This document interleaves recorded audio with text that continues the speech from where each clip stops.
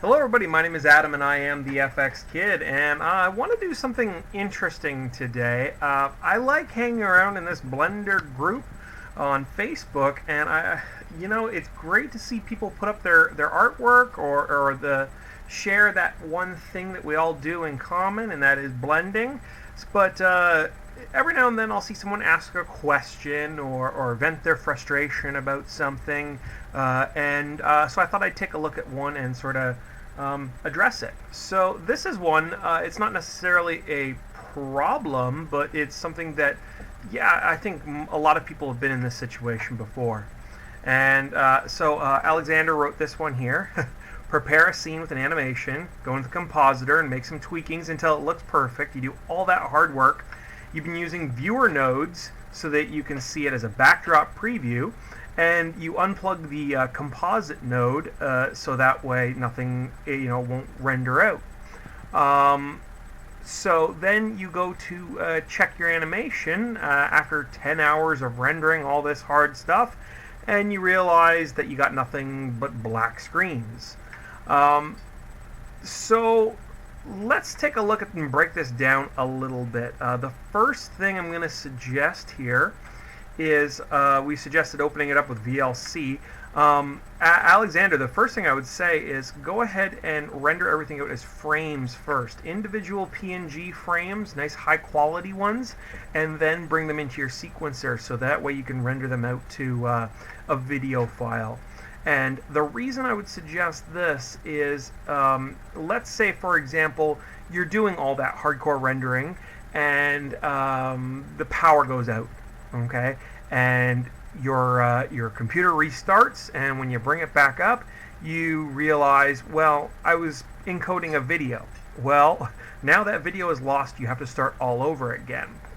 If I do all the hardcore rendering as just images and the power goes out, well, I only have to start from a certain point. So let's say I'm rendering out this cube here, and I render out 250 frames, but I get to 150 frames and the power goes out. Well, I only have to render from 150 onwards, and then when I put it into my sequence editor, which is video editor, and I lay it out there, when I lay it out on this track, it'll render a lot quicker. In fact, it might only take a few moments for it to render out into the video that I want.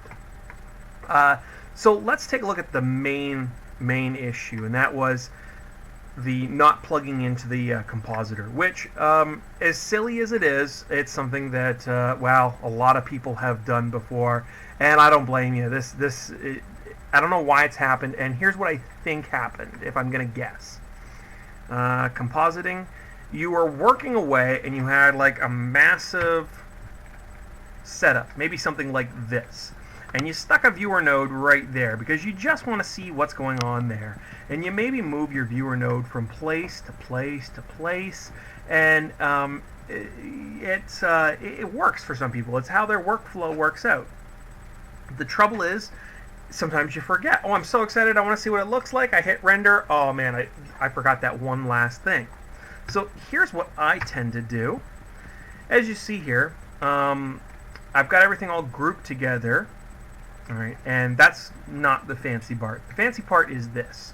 Wherever I take my composite node, I always like to add input, or output, sorry, viewer, stick that right underneath it, and then I will add group, not group, layout, reroute. And what this reroute will do is it will siphon the information off into the viewer, so that way I can move that viewer around all over the place. What it also means is that I can work all over my scene, and ultimately in the end, if I need to disconnect, I can disconnect but leave my composite and my viewer alone. So that's something that might help in the future. And if that's something that interests you, I notice a lot of people don't really use that node there, but it's actually very handy. Let's add another one here just to reaffirm that. Add, layout, reroute. There we go. All right. And what it'll do is it also confirm the direction of where your information's going. But let's say, for example, I deleted that. All right. All I'd need to do to reconnect is just connect there, and I've connected both to my composite and my viewer because that one node still exists. So it's handy. It takes a little getting used to remember to throw that in there, but that one little dot can save your life a lot. So I want to thank everybody for their time, and especially the folks in the this Blender group, which is who I kind of targeted this towards. So if you have any more questions, I'm more than happy to take a look at them. I saw a couple in there I might hit in the near future, but frankly, it's really hot today, and I turned off the air conditioner to record this, so I'm done. I'll talk to you later. Bye.